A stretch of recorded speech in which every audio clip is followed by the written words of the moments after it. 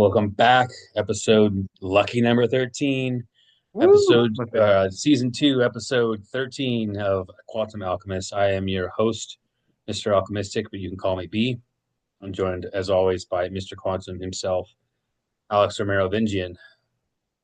How we What's feeling, up, brother? everybody? I'm doing great, man. And what's up, everybody? Welcome. Thank you for tuning in.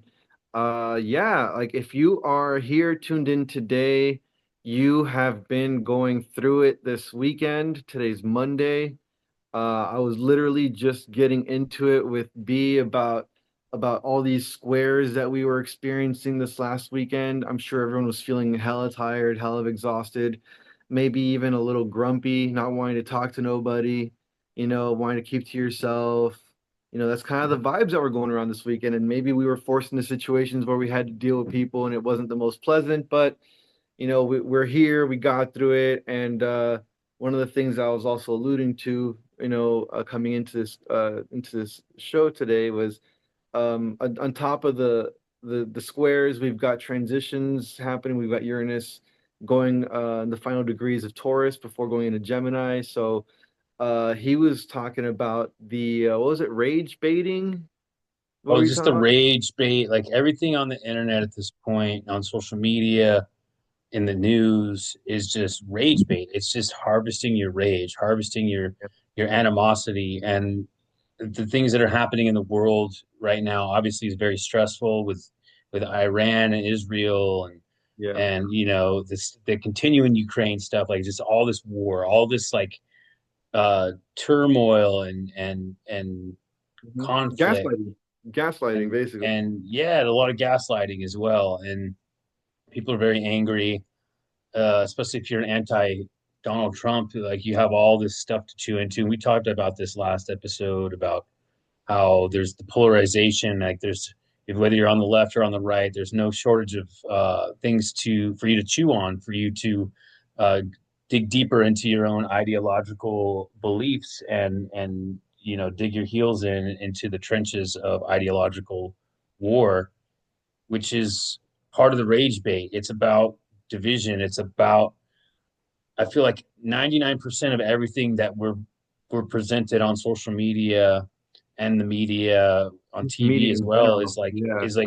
is stuff to make us mad and then stuff to make us fearful and then products that we're getting pitched on to fix those things, right? Fix our anger, fix our depression, fix our fear is pharmaceutical products or that there's no shortage of snake oil salesmen that are offering you solutions to all your problems. And I feel like our entire culture for a good long time now has been centered around the pitch. It's like we're getting pitched to 24/7 and the Right. streaming services were kind of trying to take you away from the ads, right? It's like that was a way to get away from ads because I feel like as a whole, like we're sick of ads. Like we're sick of being pitched to. Like it's just been nonstop in this country. If you're a consumer of any type of electronic media, whether it's TV or the internet, YouTube, Spotify, it's just ads, ads, So, ads. It's nothing so but is it fucking ads, and we're trying to is pay it to get rid of them, and then and is then it safe now, go is ahead. it safe to say, is it safe to say that there used to be a period of time where we would have solutions introduced to problems, but now it's more like they're introducing problems to be able to introduce the solutions to the problems that they've created.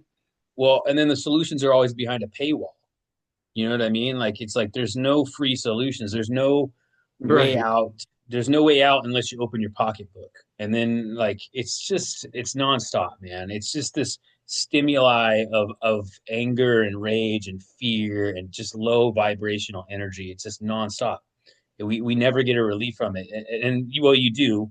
I did today. Alex, if you guys follow me on Instagram, I went to this beautiful waterfall and I told Alex like the energy there was just insane because it was disconnected from this stuff, all this, humanity, this culture of negativity is just going out into nature and just consuming this beautiful natural setting of like this waterfall. It was just incredible. And I got the video. I'll post it in between parts today, just so you guys can kind of get a feel for the things that I do to get away from this stuff. Like it's something that's very essential to our mental health to be able to get Yeah. escape. And there is no escape on on the screens. There's no No. escape from it. There's no escape from it. You will not find a salve to the wound Right. from media. The truth is, as much as you escaped today, you didn't because you brought it with you to that nature. But I'm glad Yeah. you did because you're able to capture the moment. But this is just one small example of how, we have to find a way to disconnect. And we'll get to that point at some point. And I have hope and I have faith in the younger generations that I think that they're gonna get it right, that they're gonna do it better than we did. And one of the things that I was brushing up on my Jack Cruz before we jumped on this because he had that 4 hour long podcast and there was a lot of nuggets on that one. But he said that this right here is the history book of the future. This is it. We are the ones telling the truth. We're the ones telling our perspectives of what was going on, and we're going to be the rulers by which that future is measured by, if that makes any sense. Well, I think that's an important point to make too. Is like the digital age is all online, right? If something came in and knocked out our technology, we would have no records of this, and this is one of the dangers of the times we're in. It's like the things that are happening right now in the world. And I feel like we're going to come out of it at some point. We're going to come out of these problems. We're going to come out of these issues. We're going to realize we've been psychologically manipulated. We're going to see the okey doke for what it is. At some point, humanity's going to have that enlightening moment. But if we don't have a way to catalog it, to record it, other than digital media, then the next generations are going to lose it at some point because this is not going to last forever. I think one of the things that we can honestly say to ourselves when we're looking at history is that history is a lie. There were civilizations that were advanced far beyond what we believe they were, and they at some point they lost it. They lost it, even Well, though they. well, yeah, there's two sides to that. So, I believe some of it was lost. I also believe a lot of it's hidden. I believe a lot of it's hidden Hmm. because, like, I can tell you from a technological standpoint, let's just say that this theory plays out, right? Where we have a Carrington Day event. Even if that were true, we're not going to lose every computer on the planet. We're going to lose maybe a portion of the planet's digital infrastructure.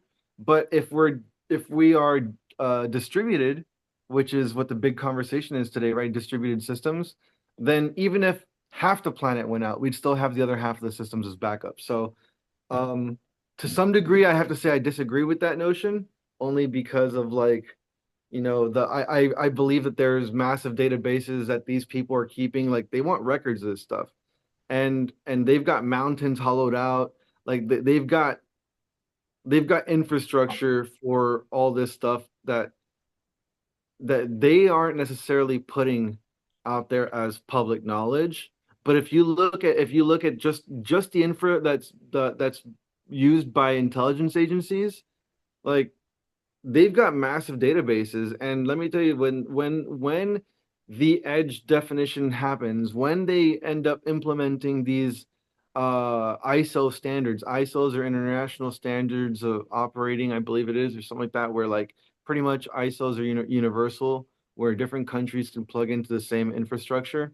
When the ISOs get implemented for the edge definition and data starts to travel much more efficiently, right now it takes an entire building, okay, a giant building, okay, to crunch all the data and push it through to your phones, to your systems. When these new things get rolled out, they're going to reduce the building to the size of a suitcase. A lot more flow of information, a lot more easily distributed, and um, a lot less churn. So, and a lot less friction. So, when that happens, things are going to speed up.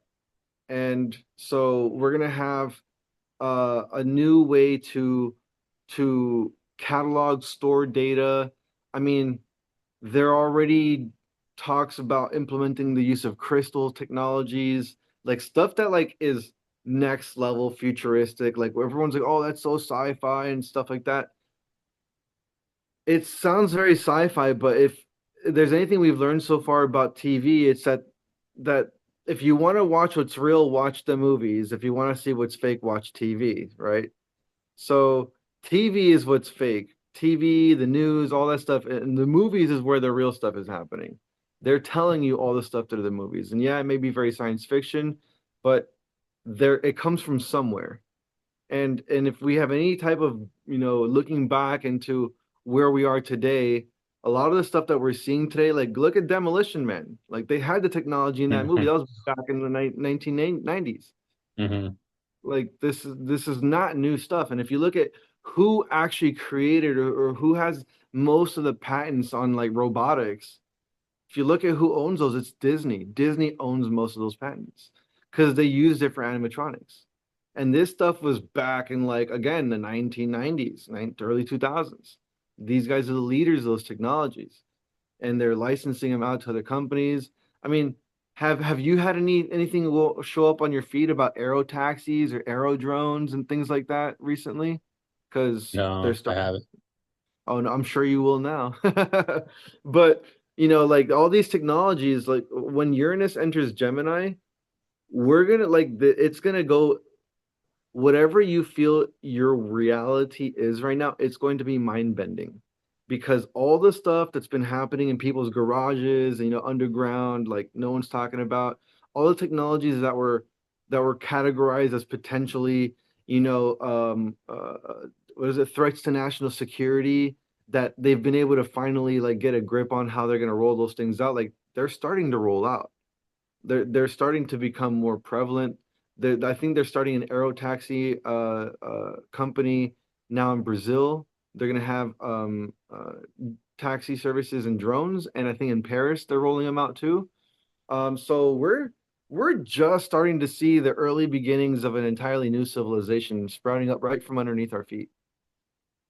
And earlier today I had that meeting with these people out of India, that they're offering me all of their technology capabilities, you know, website development, app development, AI development. They want to build agentic systems for companies. And this is one of the things that we can talk about too, which is actually something I should talk to you about anyway, because one of the things I mentioned to these guys is that to build these systems, first, there's two things, right? One is that they're not cheap, and two is right now no one wants to spend money. The financial markets there's a lot of fear, uncertainty, and doubt, so no one wants to break bread, that no one wants to pay for anything, and so there's a lockup in capital and liquidity in the markets. So what I was recommending was saying, well, what if we're able to find maybe more than one company? Let's just say we could find two, three, four companies, for example, and we get them to make a commitment to say a portion of the entirety of the cost of production. So if I can get one company to commit and then four companies to commit, I can literally get them an advanced robotic AI system that they could use for their industry or for their whatever sector they're serving at a fraction of the cost. And they were like, yeah, you could do that. I said, perfect. So then now, this is kind of like the call to action for all of you out there who do tune in, who have companies that want to upgrade your systems, that want to do some next level stuff, but maybe are tied up for capital.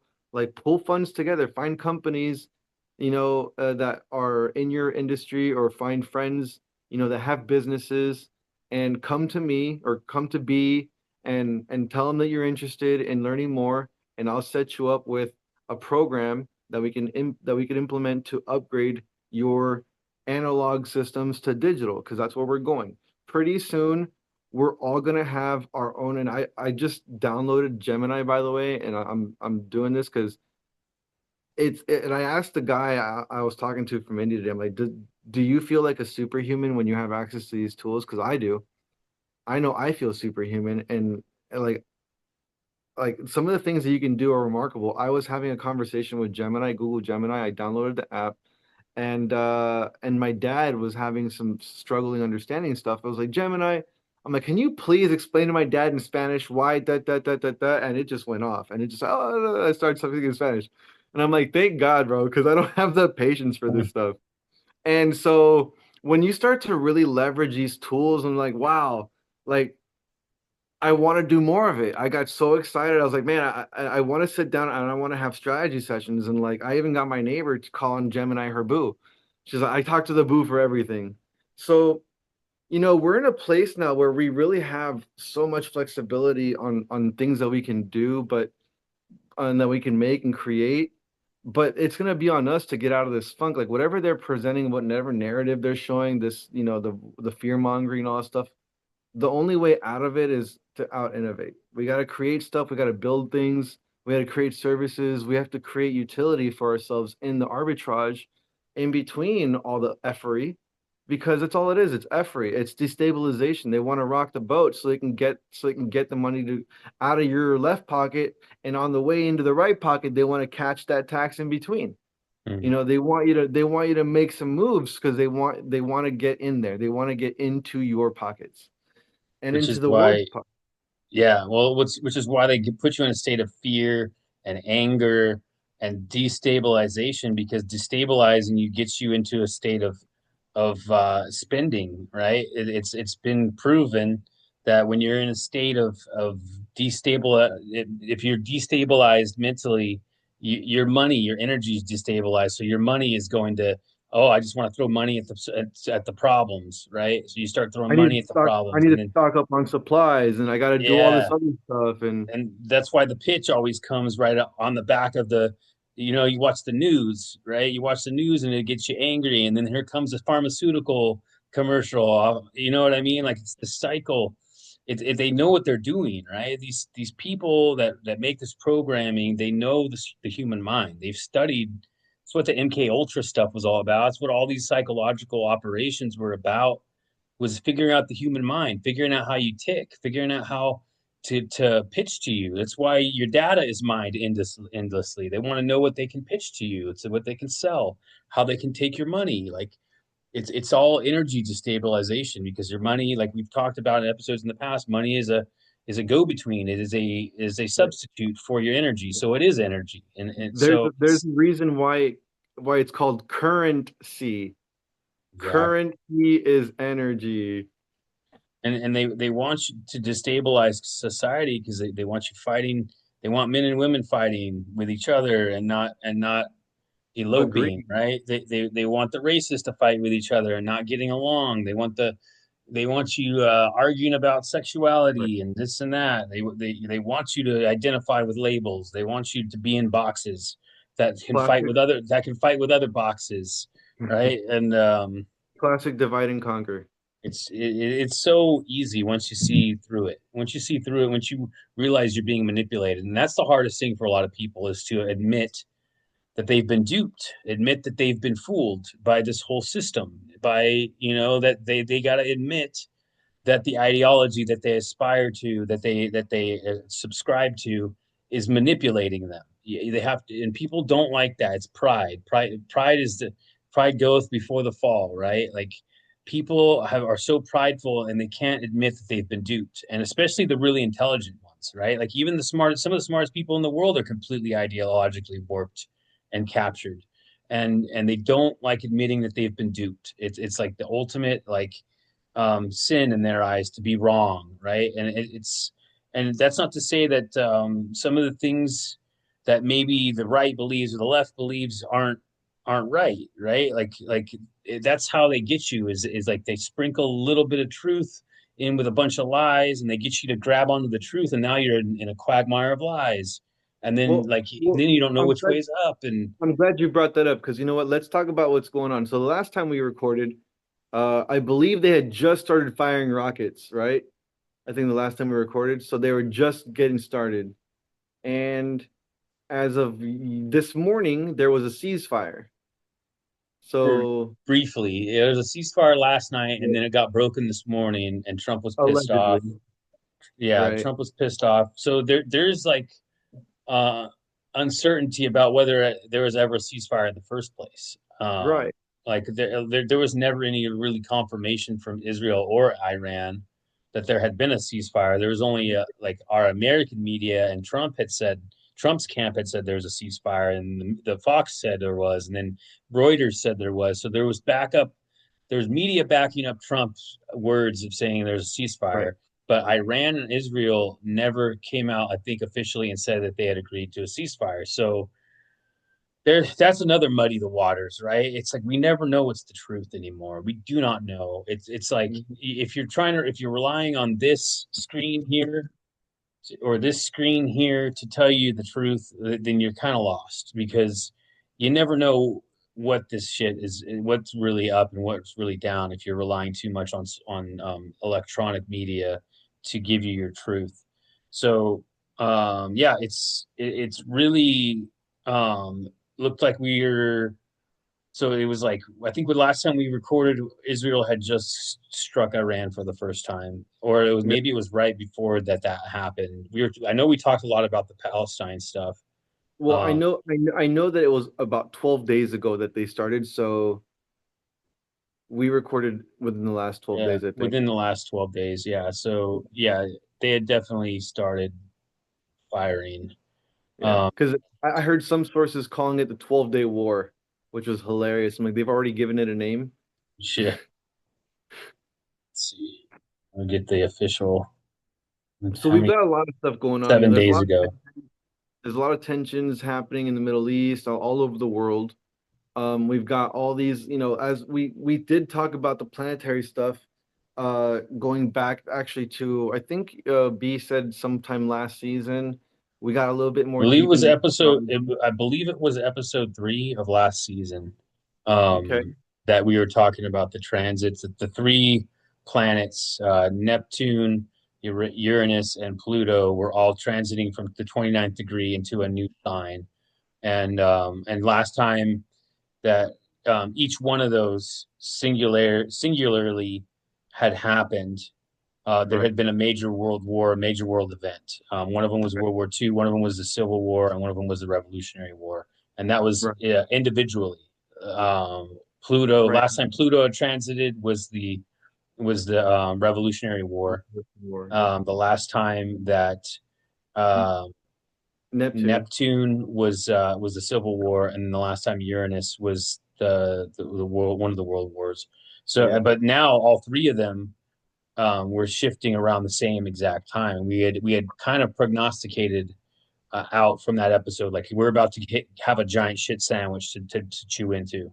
So Yeah, we kind of, and this, I think that we filmed that before the election too. It was we before, did for sure. yeah. So it was before the election that we had that episode. It was probably almost a year ago at this point. It was probably like 8 or 9 months ago that we did that episode. Actually, yeah, probably like 9 months ago that we Yep. did that episode, kind of like giving you guys a preview of what was coming as far as astrologically the events. And now we're in the middle of it.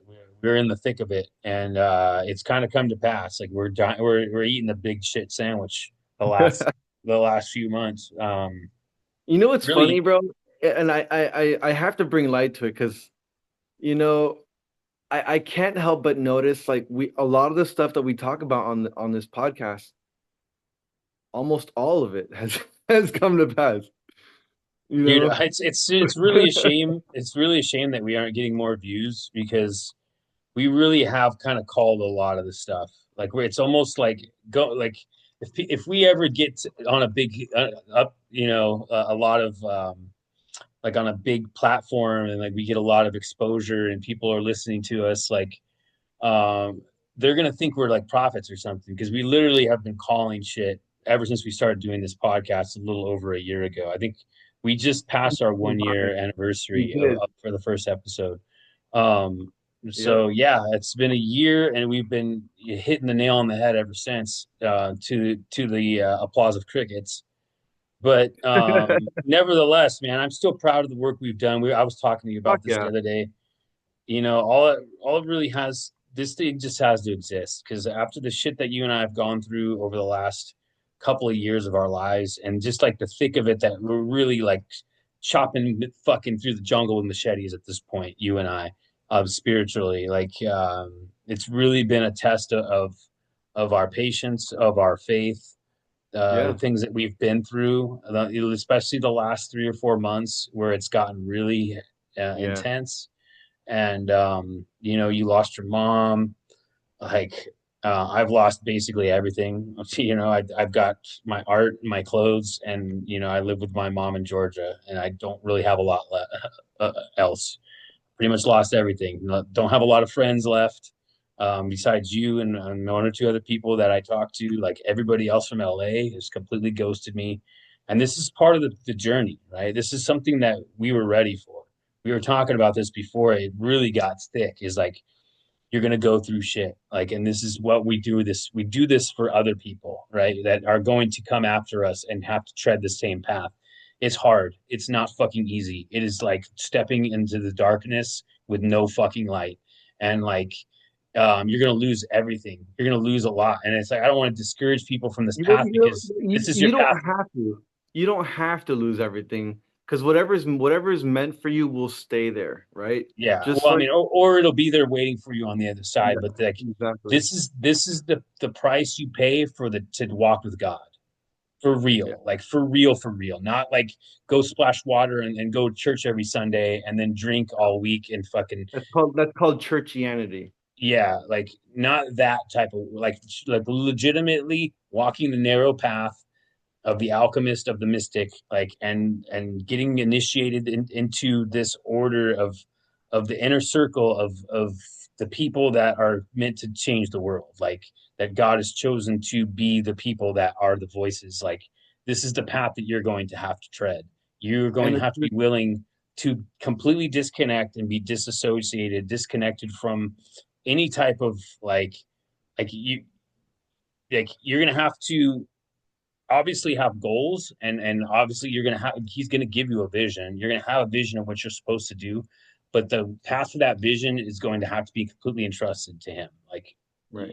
because you're going to think, oh, it's going to happen this way, I know it's going to happen this way, and then things are going to start moving in that direction and you're going to get your hopes up, and then nope, it's not happening that way. Stop Yeah, putting energy in that. Like you have to just completely surrender. submit. You have to surrender and submit and just be willing to lose whatever is going to leave, and like and be cool with it. And like honestly, at this point, man, nothing phases me really anymore. Like Here's nothing. Like it's like, oh, World War III is coming, cool. Like what, like and whatever. this if you say that, it's like this too you shall survive. And what I mean by that is, you know, like and this stuff you need to understand, like um when you start going down this path, if you're hearing this and you came across this podcast sometime in the future or even in the now, like obviously you're meant to hear it. And if you stay to stick around this long, like they're just know like this is the warning to you, okay? If you're understanding even a fraction of this, this is just the beginning for you. One of the things I can guarantee you is once you crack that nut open and you start to get a little bit in of the divine, it's just a matter of time before that thing gets bust wide open and you start getting downloads where you're not going to be able to understand it. You're not going to be able to help it. You're not going to be able to stop it. But just know it's coming. If you understand me right now, it's coming. And you're not going And to when be able to explain it to anybody else either. Like good luck telling the people around you about the stuff you're experiencing. Like that's one of the hardest things for me, man, is like I've had to lean on my family to kind of get me through this materially, right? Because it's been a struggle. The pinnacles have taken a long time to be grounded. I'll just put it that way. If you guys understand that language, like I have a vision and I've been creating basically nonstop for the last 2 years, whether it be poetry or paintings or screenplays, or I've created a board game, creating this podcast, creating social media content, like, and just creating my little heart out and like being committed to the vision and not faltering. And what that entails is like I don't have a 9 to 5. I don't have a fucking consistent revenue stream. I'm living in Georgia, away from Los Angeles, which is my home, for 9 months now. Kind of just grasping in the dark for something, some kind of footing. And I've got things in the works, right?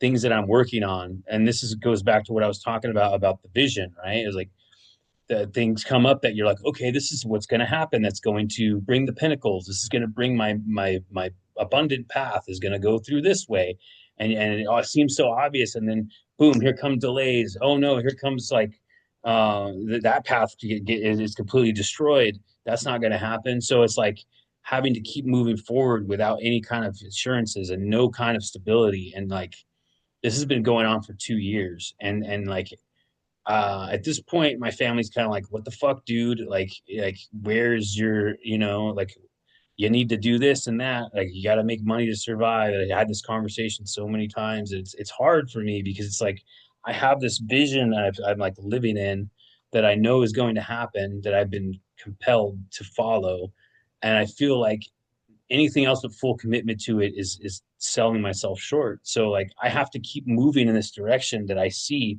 that nobody else sees. And if you guys are on this path, you're probably going to experience something similar, and you're going to have to keep moving forward sometimes when Yep. you don't see the steps, and it's just part of the journey. And we're almost out of time on part one, so I think I'm gonna cut it there so we can start fresh on part two. I'm gonna show you guys this waterfall.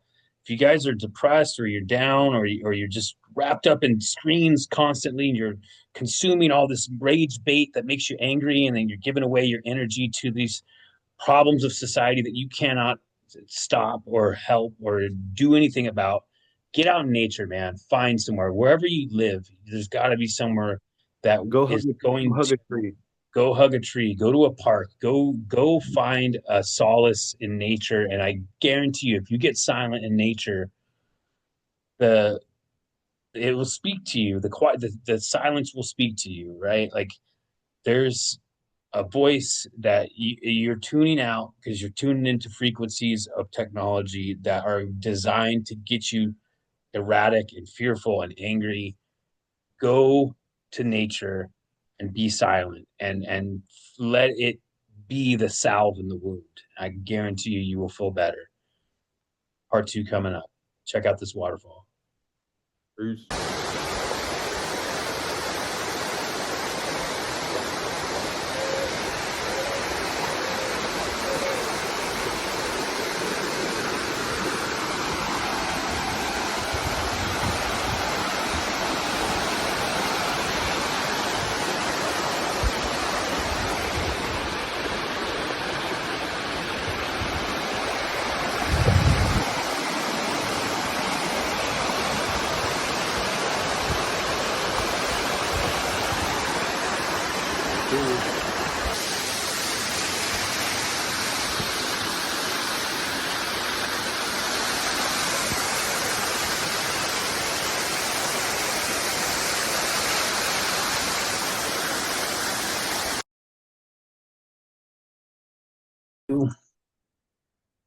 We are back with part two.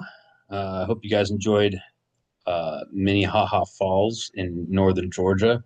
It's a very beautiful, special place, and very intimate. I was telling Alex, I've been to a few of these waterfalls, and most of them are like on county land or state land, where they'll have like a state park, central area, and like an information center, and they'll have like merchandise for the waterfall, and then a big, like a walkway up to it, and it's usually very populated. This one is like super, like, secret almost. It's off of this. You got to go through this mountain road, and then a little dirt road, past like very private looking, like stream and lake, where there's really cool houses, but like really like thin dirt road, and then a very understated sign that says Lake, or Minnehaha Falls this way. It's this little tiny sign, like you would, if you didn't know it was there, you'd pass right by it. And then this the very thin, secluded path up the side of this area. It's like very thin. It's really cool. It's like, and then when you come through to the falls, it's like, oh, Hmm. so it's really, really cool. So guys, if you have anywhere in nature to get away from the hubbub of life, I highly recommend it. It will definitely brighten your day to be out in nature. So I got a really good quote from Mikhail Ivanov, Omran Mikhail Ivanov, guy I've been quoting quite frequently on these episodes. This is from his work, Hope for the World, Spiritual Galvanoplasty. So this is the quote. A real spiritualist makes sure, first of all, that God fills his heart and soul, mind and spirit. And then if someone comes along who makes him think of his creator, he will choose her as his coworker on the physical plane because he feels there is something about her that brings him closer to the divine source, like a messenger from the divine world. But to go failing in or to but to go falling in love with someone who does not enlighten you, who fills you with jealousy and destructive, chaotic thoughts, rather than purity and nobleness of character, who takes you further and further away from the Lord, that is nothing short of insanity. To forget the source of divine love that quenches our thirst night and day, and not to work towards that source, but to seek some insignificant creature in the swamps as the way to eternal happiness and fulfillment, is madness. Once you have studied initiatic science and learned to drink from the inexhaustible source of light, love, loving kindness, generosity, then yes, go amongst the others all you like, to help them and enlighten and restore them to life. To ignore the sublime reality, to cut oneself off and wish to remain ignorant in order to have adventures in the swamp along with other toads and reptiles, that is incomprehensible. Yet it is what most humans do.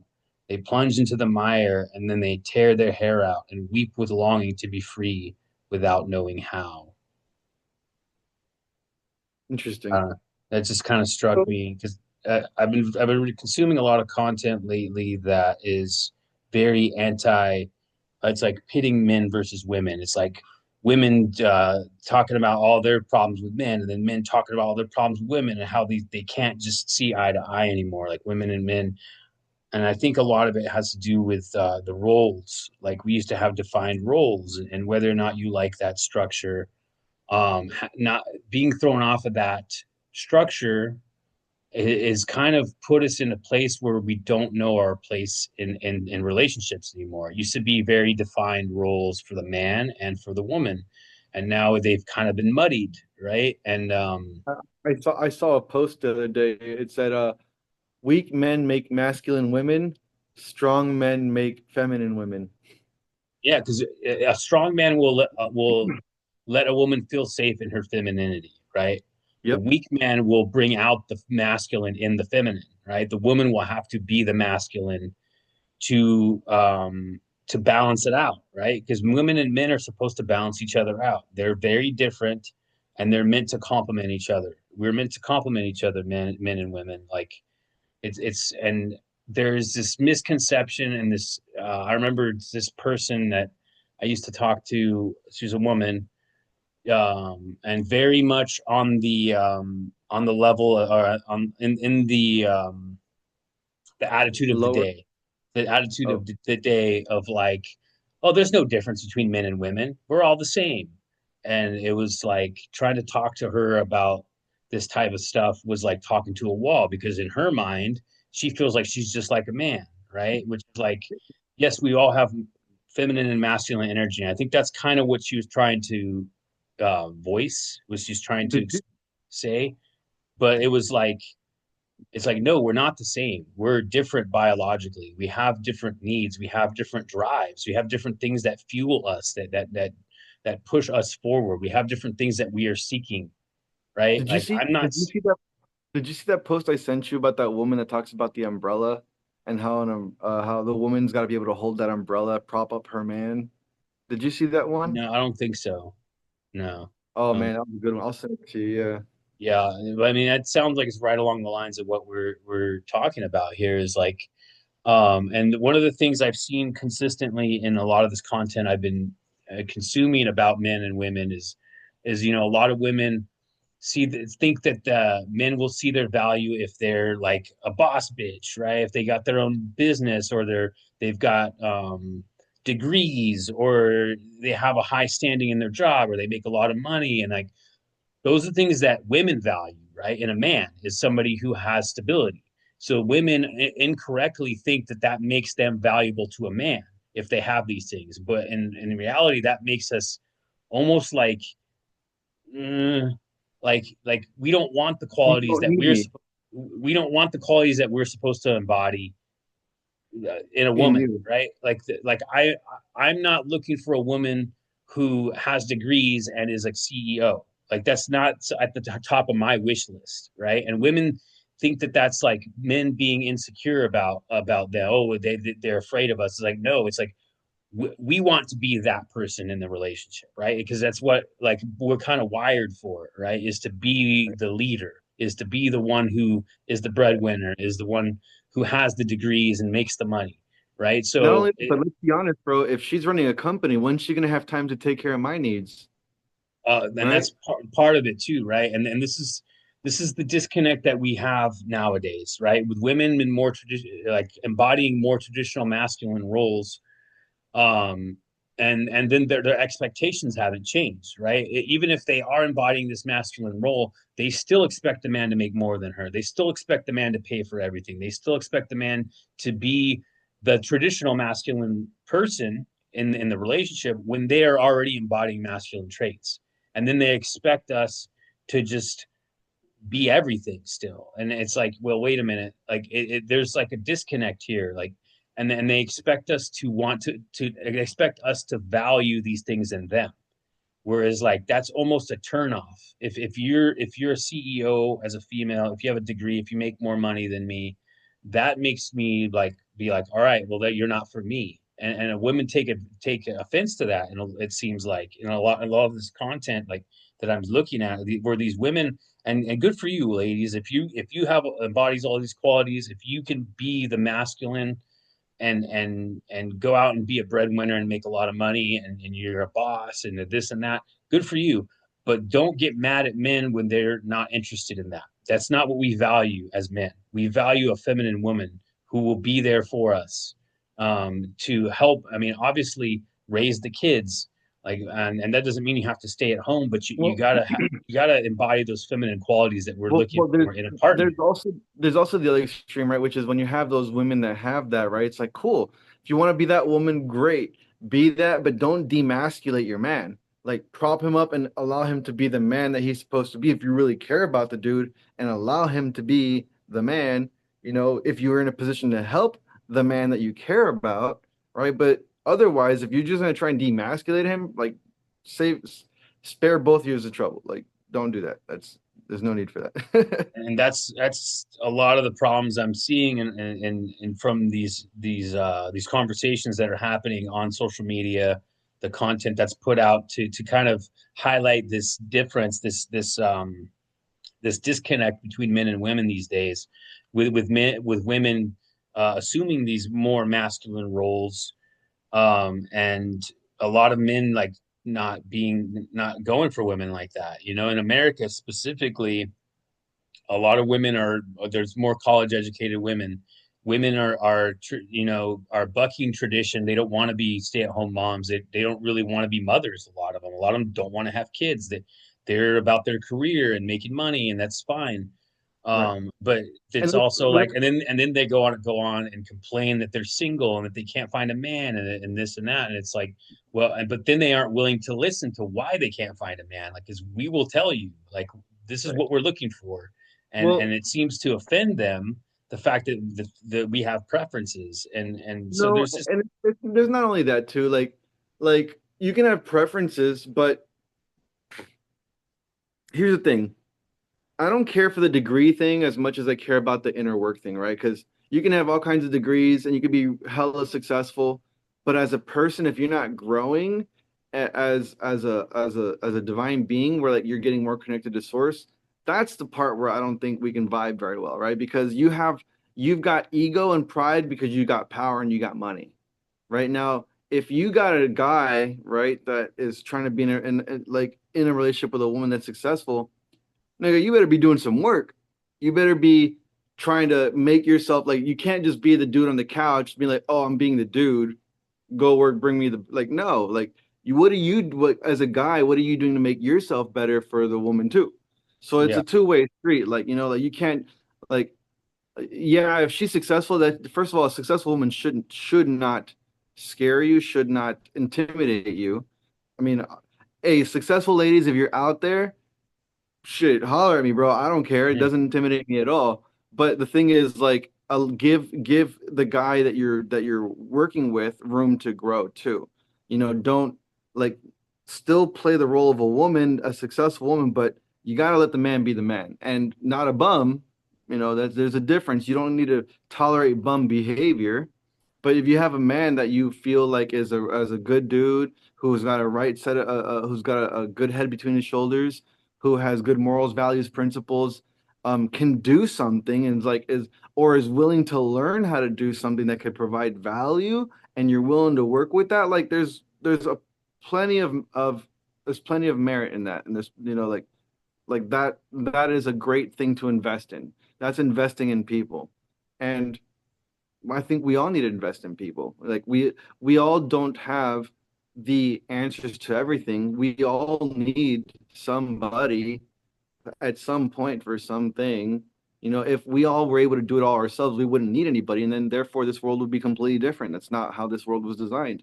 We were literally designed to need each other, so we just have to give each other the proper place where it's at. It starts by acknowledging man is man, woman is woman. you know, and But I like this. think you I think you hit on an important thing, which is like the self work, the healing, right? And that goes for if you're a man or a woman. I think this is a huge problem in society at large. Is we are all saddled with baggage that we haven't rectified, and we're going out seeking people to heal that in us when we need to heal it within ourselves before we go seek people, right? And that's kind of along the lines of what the quote's saying is like Hmm. seeking the spiritual, right? You seek God first. And I'm not saying Yep. go to church. I mean, if that's where you find it, so be it. I think you need to seek within you, right? This is where most of us are missing in society at large. And it's part of the part and parcel of the problem of what we were talking about in the first part of the technology, right? The technology has drawn us so far away and distracted us from ourselves, from doing the inner work, from listening to that voice that I told you to go find in nature. Because you're not going to find it on looking at screens all day, because that's the distraction. And a lot of people like they for instance my mom's husband, right, that I'm living staying with my mom and her husband, he always has to have the TV on, always. It always has to be on.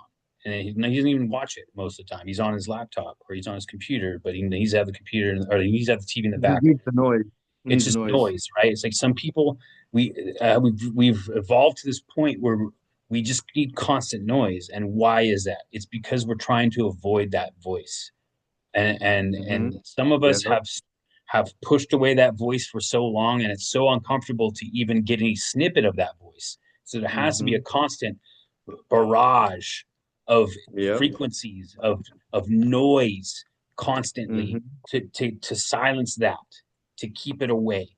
And Yep. this is part of the problem we're dealing with in society today with technology where it's at. And I am very thankful I grew up in the time I did, where I grew along with technology, right? It wasn't like my parents who were already fully grown when the technology came in, right? Or these kids who were born with the technology fully ingrained in society. Like you and I, we kind of grew up at a time where we were able to grow with the technology. And I think Yeah. we're the most beneficial out of this because we didn't get left behind by technology like our grandparents or our parents might have, and Yeah. we didn't come birthed into a world that was fully teched out where like you Right. can't escape it. We grew up Right. with it. We still grew up at a time where we got on our bikes and were able to go as kids out to the park Right. and disappear. Like that doesn't We happen we anymore. saw life. We saw both extremes: life with and life without technology. Yeah, well, we came up with it. So like we grew Right. with it. So we were able to implement it in our lives without it being completely like or completely Right. disconnected from it where we can't figure it out. Like I have my grandparents are completely lost. They're completely Yeah. lost. They cannot even comprehend a computer. And it's not that hard, man. These things are idiot proof. Like literally, they have to be idiot proof so that dummies can work them. Not sorry if you're dumb, but like literally, but they can't do it. It's Uninformed. just like Uninformed. it's like there's a fucking wall where they can't. Block. Yeah, they cannot fathom technology. They just didn't grow up with it, so it's just completely passed them by. the And the type of thinking that it takes to be able to comprehend this problem solve, like maybe I should hit this drop down menu to see what options I like, that does not compute. well, it's just Like like they because just. since we grew along with it, right? Like we are already ingrained with like knowing how to function with it like at a base level, right? Whereas they didn't.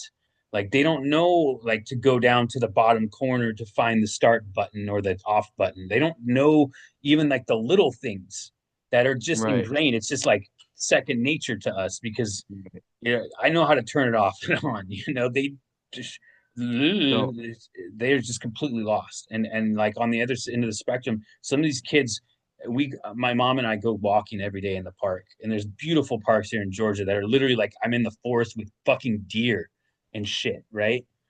And there's people literally like this walking through the park with their phone like this. They can't even enjoy the nature. They literally need to be locked into their phone as they're in nature. Like they got this beautiful surrounding nature around them, fucking creeks and waterfalls, deer in their natural habitat. This is beautiful, bro. Like, and they're just like this, and they can't let go of it. And it's like, oh my God, dude. So like Yeah. It's actually I'm said. and so like it, part of this, the way it's been engineered, right, with this technology, is to stamp out God, like 100%, dude. Like whether you want to believe in the devil or whatever you want to call it, the shadow, there is 100% of force that is trying to silence that voice within you to keep you from finding it within yourself, like 100%. And I urge you guys, dude, before you go out into the world and try to find a partner, before you try to find what you're gonna do in the future or like any of this shit, you gotta find it within you. Like, because this is the work that most people are avoiding because it's uncomfortable, but we have to heal.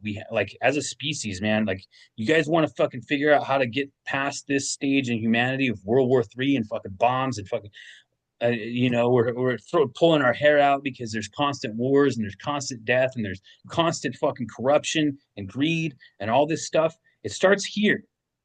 You want to change the world, you got to change yourself. It I starts love it. right here, man. And that's the only way we're going to do it. It's the only way we're going to change anything, man, is we got to start with ourselves and in here because literally once you do this, once you go into your heart and you see the truth for what it is that we're all one.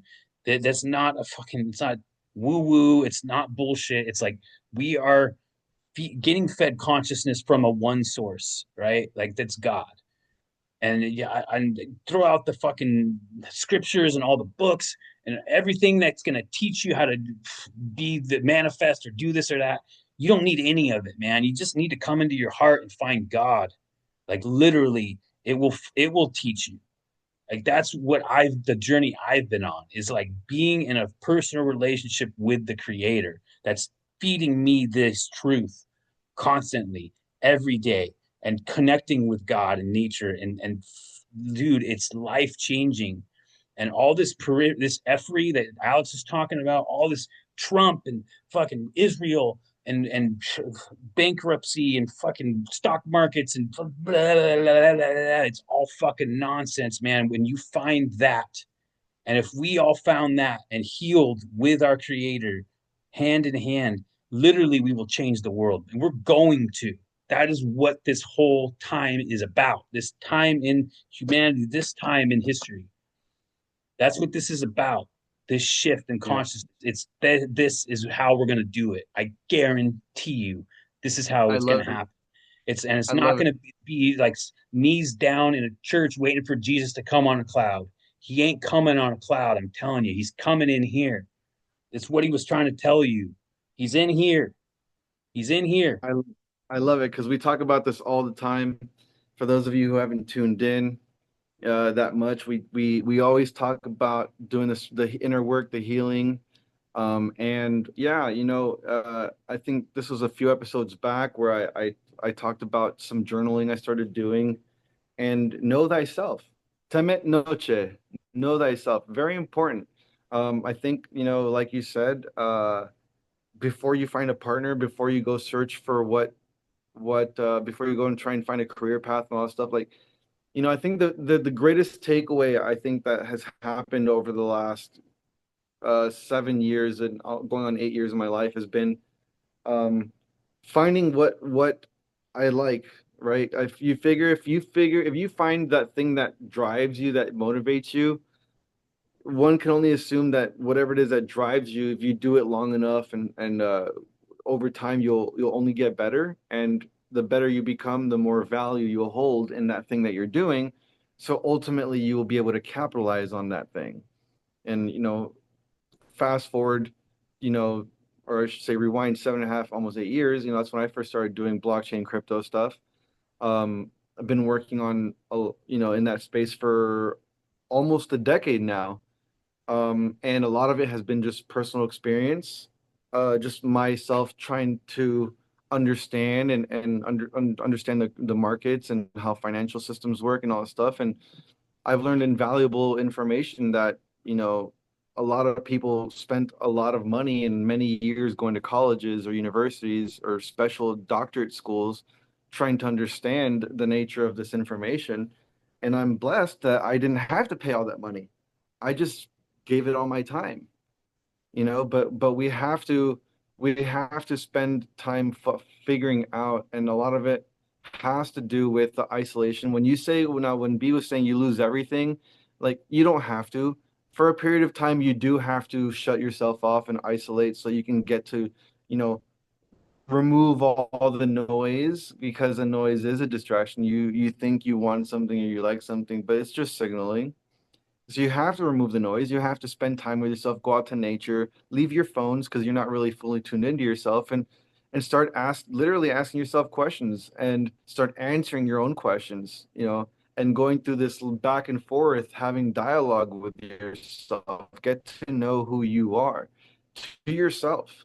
Because I don't think a lot of people even know who they are to themselves. And a lot of us, there's a difference between getting to know yourself, and there's a difference between you telling yourself or lying to yourself about who you are, because a lot of us do that too.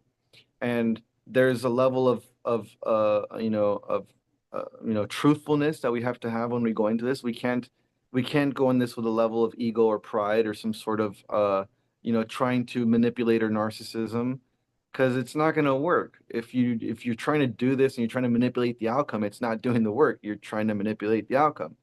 And another thing I'll tell you, and remember I told you this, is probably like one of the most important things I could ever tell you, besides the if once you crack the nut, it's just the beginning. The other part is, once you start to get this understanding, listen to my words very carefully. When you start to get the understanding of the difference between right and wrong, that's the difference between you being uh what's it called? Was it between fraud and ignorance, right? The difference between fraud and ignorance is your understanding of the fraud, right? Because the moment you're aware of the fraud, then you're complicit, right? It's ignorance until you're aware of the fraud. So the moment you're aware of the fraud that you're committing, because you're committing fraud to yourself. And this goes in anything that happens in this, Jack Cruz talks about this. Yeah. So the moment you become aware of the fraud, you're complicit, and understand that there's karma attached to this stuff. And we talk about karma in other podcasts. We'll have to probably go back around and do it another time, but karma's a real thing.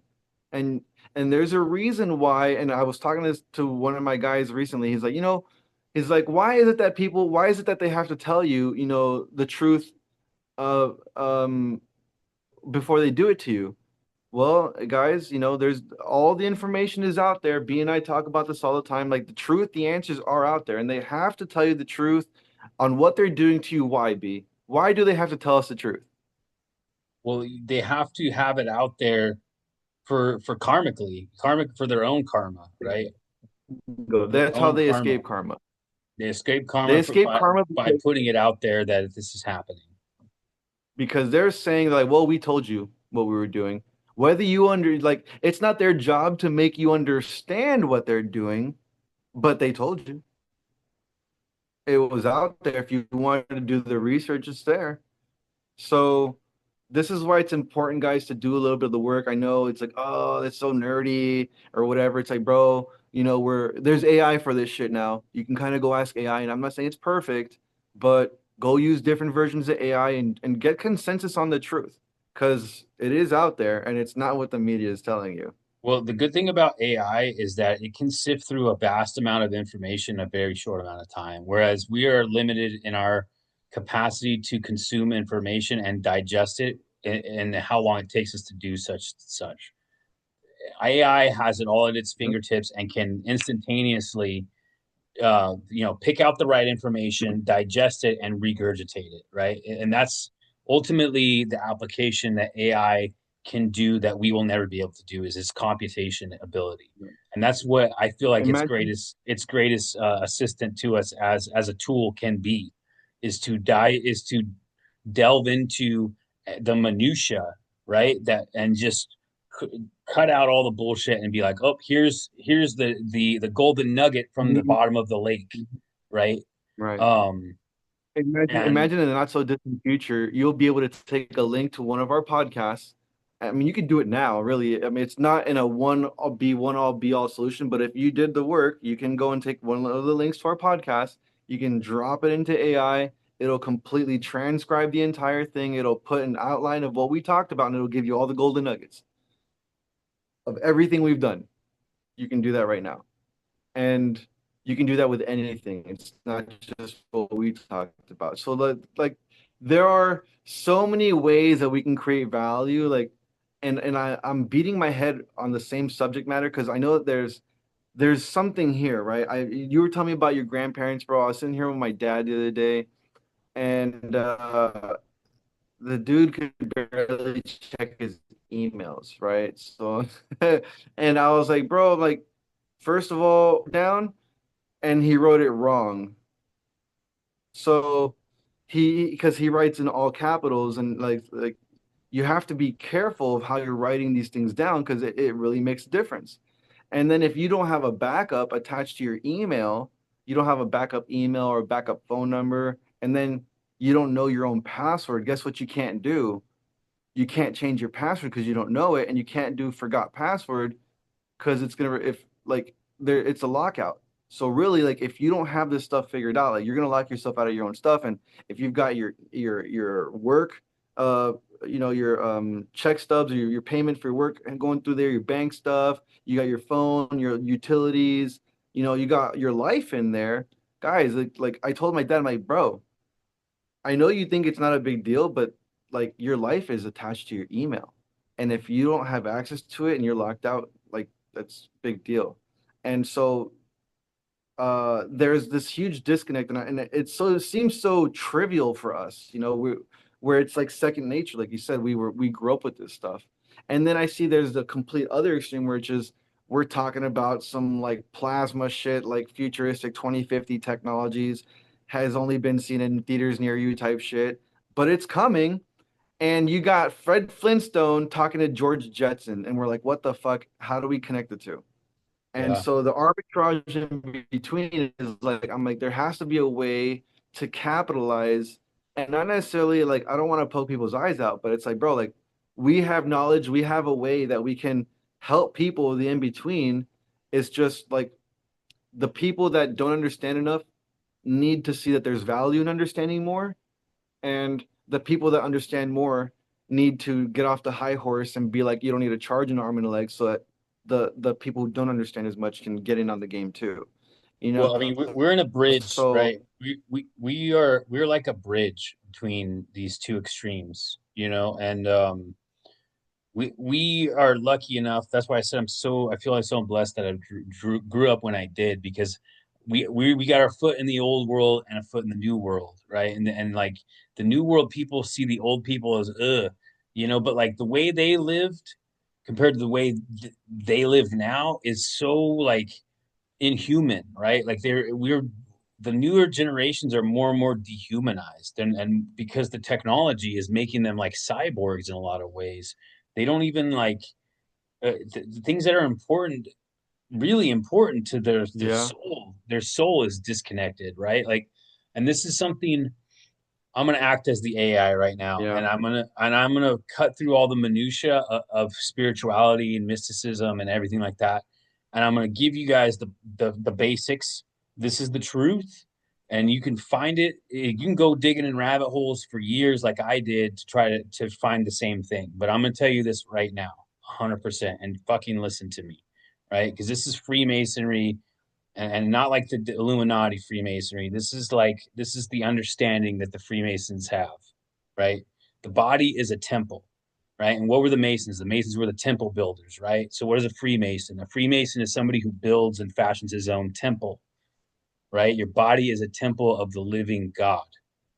And when you connect to God, you build the temple and you find out things that hoist up the pillars of the temple and keep them in place and build the foundation for a relationship with the creator. And I do a lot of, you see my artwork back here, right? It's sacred geometry, right? Sacred geometry, and quantum physics, cymatics, which is the sound, right? Like all these things correlate together. Pythagorean geometry and sound, right? Pythagoras found the different relationships with between sound and color and all these things, right? So sound and light correlate because they're one. They're just an energy vibrating at frequencies, right? And sacred geometry.